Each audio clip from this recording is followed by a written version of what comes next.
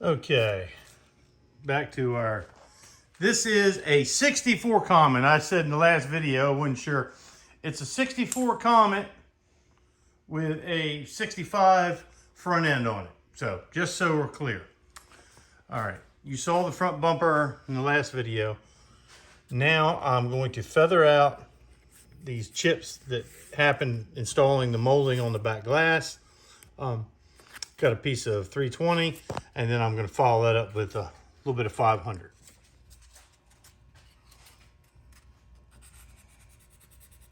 You know, keep this as small as I can for obvious reasons, because we don't want to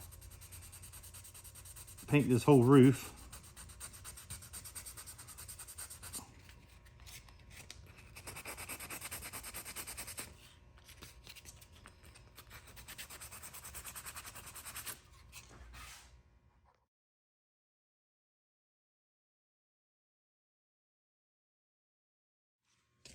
Okay, I don't know if you could tell, but I held up, this is a piece of 500, and I just went over it a little bit with 500. I actually have some single stage. This coat is YZ on this. It's a white Ford has used forever. And I actually have a little bit of single stage white left. And if you watch the other videos where I put those stripes on those Fairlanes and that other Comet, I use that, and I got a little bit left, and that's going to be fine for this. And it's also going to, this is smoothing up. This is actually a little chunk of body filler. I don't know where to stop. If I start feathering that out, it's going to get real big, so I'm going to stop right there.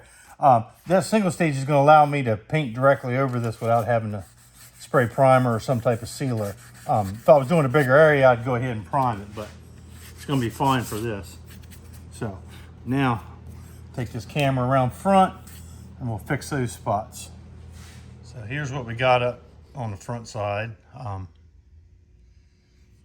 You know, and again, if you see little stuff down in these cracks, this is an old race car. That's what it is. We're not trying to sell it at Barrett Jackson. We're trying to have fun with it. So it's going to look neat.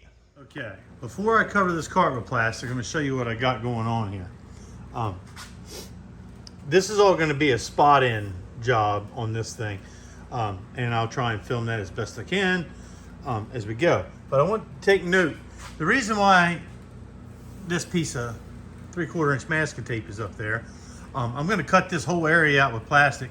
That gives me a guide, and it lets me lay my razor blade when I cut this out just barely on it, and it won't cut through that. And I'll tape down to that. You'll see.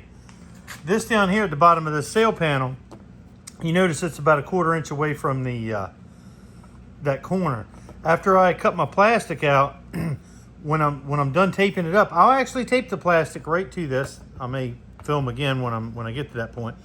Then I will lay a piece of back tape right against that edge. So after I spray the blender on at the last coat, I'll be able to just pull it off and the edge will flow right in there. So that's why it's taped up like that. Same thing's going on up here with that. This is all scuffed. I'm going to stop the painting right in there and just let the blender take care of what goes on there. Same thing down here. I didn't tape it flush to the pillar down there, and what blows underneath there, I'll pull that off and spray a little blender in there, and that'll even itself out. So now I'm going to get her covered up with plastic. Okay, getting ready to start painting. This side, no big deal. I mean, little teeny strip. Going to paint all the way up there. I'll stop about right there. What little bit of overspray blows up, I'll peel this back and spray a little blender. This one's no big deal. This side is a bit more involved. It would have been nice if the damage would have stopped on the inside of this lip, but it didn't. So what I've done is sanded all this with 500. All these scratches up here are 1,000 grit, and I just lightly scuffed it. I'm just going to let the overspray, I'm going to keep this small. I am going to paint this whole sail panel. I'm going to let what overspray falls up there. This is a blending agent that I'll be spraying. I'll be spraying a coat of this on before I start, and then one after I spray the first coat on here. I taped this up. I remember that 1/4 inch that was there. I've taped this up, and it's going to stay taped up until I put the second coat on. And I put these little tabs on the end so I can real quick pull that tape off. There's one there and there's one there. And then I can spray my blender down there. So all I got to do now is tack it off and start shooting. Okay. Tack rag. Even though I'm not in a paint booth, it's nice and still in here. There's no reason why this won't be a pretty clean paint job. I'm not even going to bother showing you painting that the A-pillar up on the other side. There's nothing to it. Now what I'm going to do is I'm going to spray a coat of this blender right down into right up here.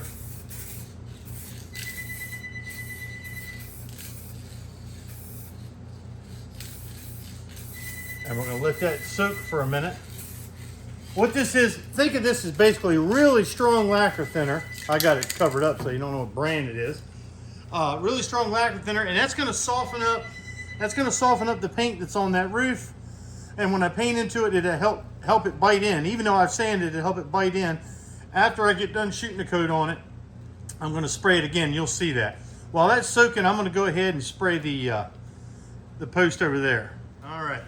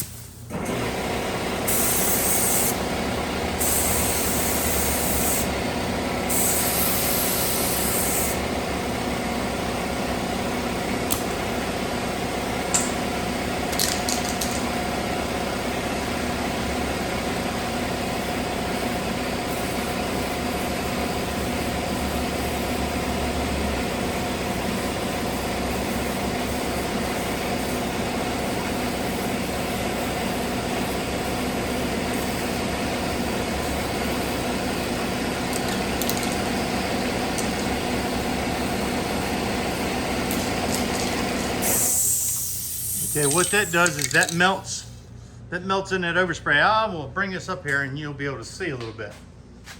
See, it does a pretty good job. I'll go a little farther on the next coat. Okay, we'll put coat number 2 on here.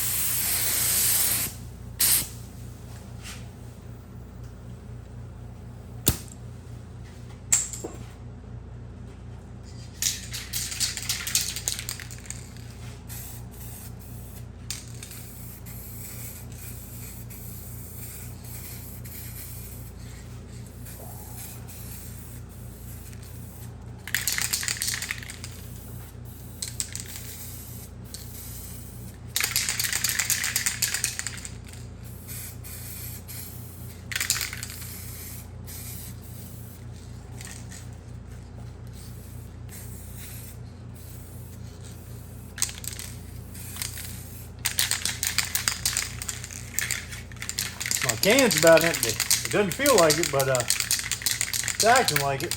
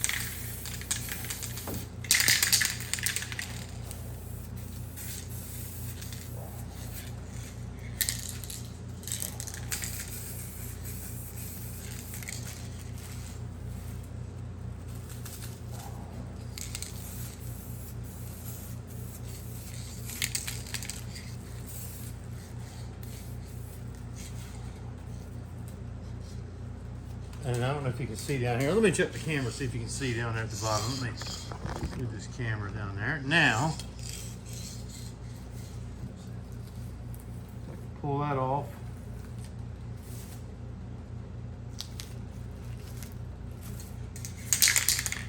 Matter of fact, that doesn't even need spraying. What I'm trying to do up here, when you saw me pull that piece of tape up, trying to melt in that that edge, but it looks like I'm gonna be I'm pretty much out. But I'll tell you what, probably shouldn't do this, but I'm gonna sneak it up here. Whoops. And you can see it smoothed out pretty good. And now I'll buff that a little bit tomorrow, but looks good. Well, it's the next day. It's all untaped. All those scratches and nicks and everything are gone. You can't tell where I stopped or started. I realize there's some orange peel in this, but ain't nothing I can do about that. But looks good. It blended out nicely. Of course, this side was a piece of cake. All I did was paint that little strip right there. That turned out nice. There's going to be a few more things I do to this car in another video or two. The owner wants to see if I can straighten that bumper up, see how it's angled down. I'm going to try and do that. I think it's the same on both sides. Yes, it's the same on both sides. But anyway, what it was in here for originally turned out great. All that's fixed up. It needs a little detailing, little overspray from here and there. Not from what I just did, but just from other places. It's been in and out of many body shops over the years. So